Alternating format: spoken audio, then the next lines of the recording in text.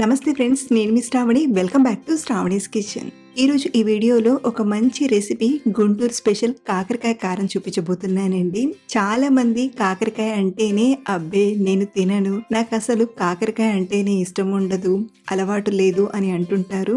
అలాంటి వారు కూడా ఇలా చేసిన కాకరకాయ కారం రుచి చూసారంటే అడిగి మరీ చేయించుకుంటారు. అంత బాగుంటుంది, చాలా రుచిగా, తిన్న కొద్దీ తినాలనిపిస్తుంది. కాకరకాయ మెత్తగా ఉడికి చేదు తెలియకుండా కమ్మటి రుచితో చాలా చాలా బాగుంటుంది. ట్రై చేశాక మీరే అంటారు ఈ రోజు తృప్తిగా తిన్నామని. మరి ఆలస్యం చేయకుండా సింపుల్ వేలో చేసే ఈ బెస్ట్ కాకరకాయ కారం ఎలా చేయాలో ఇప్పుడు చూద్దాం రండి. ముందుగా కాకరకాయల్ని తీసుకోండి.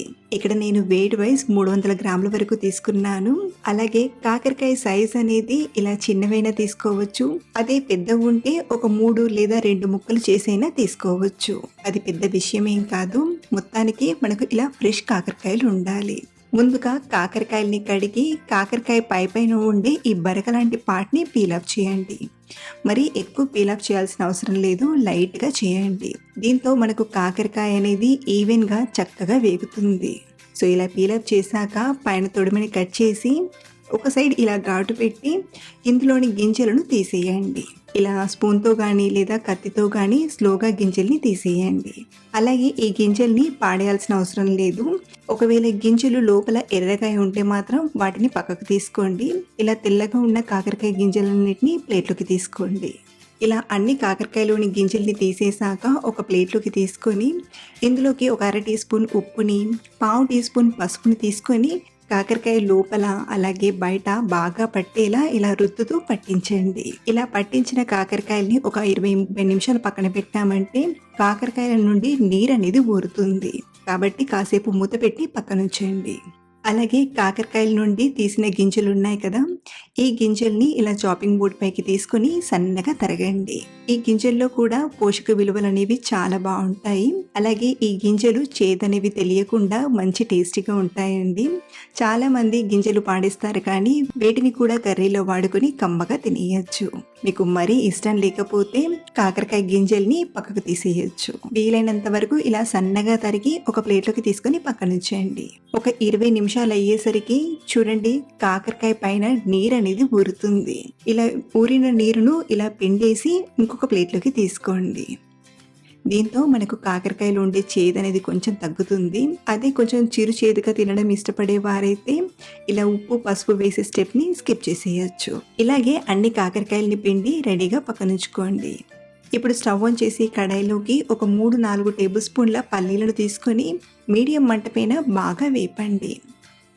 ఇలా ఇవి చక్కగా వేగాక ఇందులోకి 1 టేబుల్ స్పూన్ పుట్నాలను, 2 టేబుల్ స్పూన్ల ఎండు కొబ్బరి ముక్కల్ని, 1 టేబుల్ స్పూన్ ధనియాలను, 1 టీ స్పూన్ జీలకర్ర, 7-8 ఎండుమిరపకాయలని తీసుకోండి.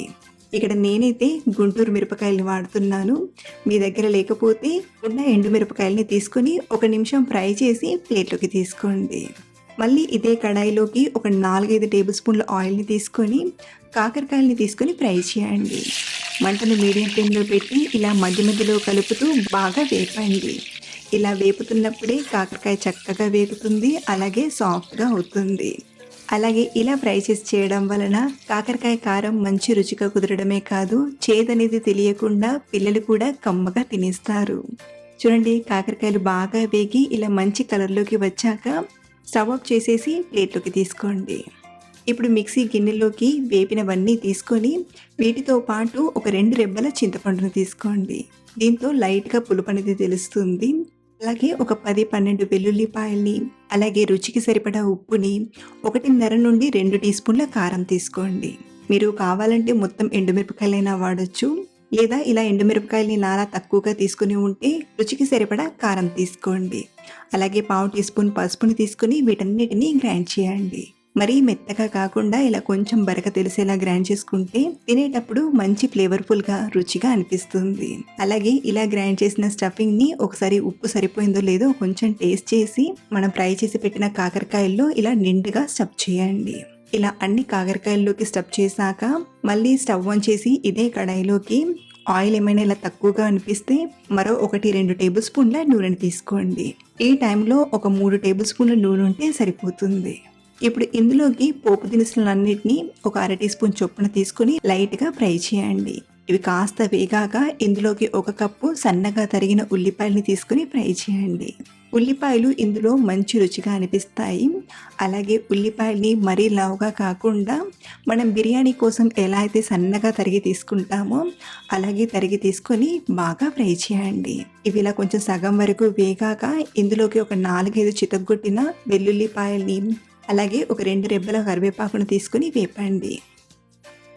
ఇవన్నీ ఇలా బాగా వేగి లైట్గా కలర్ మారుతున్నాయి అనేటప్పుడు ఇందులోకి సన్నగా తరిగిన కాకరకాయ గింజల్ని తీసుకొని మరో 2-3 నిమిషాలు ఫ్రై చేయండి. మనం ఇది కొంచెం ముదురు ఎరుపు రంగులోకి వచ్చేంత వరకు బాగా ఫ్రై చేయాలి. అప్పుడే ఆ టేస్ట్ అనేది మనకు తెలుస్తుంది. చూడండి, ఇదంతా వేగి ఇలా మంచి కలర్లోకి వచ్చాక ఇందులోకి మనం స్టఫ్ చేసి పెట్టిన కాకరకాయలని తీసుకొని మరొక 2 నిమిషాలు ఫ్రై చేయండి. ఇలా ఫ్రై చేశాక ఇందులోకి మిగిలిపోయిన కారప్పొడిని మొత్తం తీసుకొని మంటను మీడియం ఫ్లేమ్లో పెట్టి కలుపుతూ మరో 2-3 నిమిషాలు ఫ్రై చేసామంటే మనకు ఈ కాకరకాయ కారం రెడీ అయిపోయినట్లే. మెయిన్గా ఇందులో మనకు కాకరకాయ చక్కగా ఉడికిపోయి మన టేస్ట్కి తగ్గట్టుగా ఉప్పు కారం సరిపోయాయంటే ఇక టేస్ట్కి తిరిగి ఉండదు. అలా వేడి వేడి అన్నంలోకి అయితే చాలా చాలా బాగుంటుంది. ఇలా చేసిన కాకరకాయ కారాన్ని మనం నిల్వ కూడా చేసుకోవచ్చు. పూర్తిగా చల్లారాక ఒక డబ్బాలోకి తీసుకుని ఫ్రిడ్జ్లో పెట్టుకున్నామంటే 10 రోజుల వరకు కమ్మగా తినేయచ్చు. అదే మనం బయట పెట్టుకున్నామంటే మనం కాకరకాయల్ని అలాగే ఉల్లిపాయల్ని ఫ్రై చేసిన దాన్ని బట్టి 2 నుండి 4-5 రోజుల వరకు నిలువ ఉంటుంది. ఎవరైనా సరే కాకరకాయ నచ్చని వారికైనా సరే ఇష్టంగా తినాలంటే ఇలా డెఫినెట్గా ట్రై చేసి చూడండి. చాలా టేస్టీగా ఉంటుంది. అలాగే ట్రై చేసిన వారు డెఫినెట్గా ఫీడ్బ్యాక్ ఇవ్వండి. మీరు ఇచ్చే ఫీడ్బ్యాక్ తోనే మరో 4 హ్యాపీగా ట్రై చేస్తారు. మరిన్ని టేస్టీ రెసిపీస్ కోసం మన ఛానల్ని చూస్తూ ఉండండి. Thank you for watching.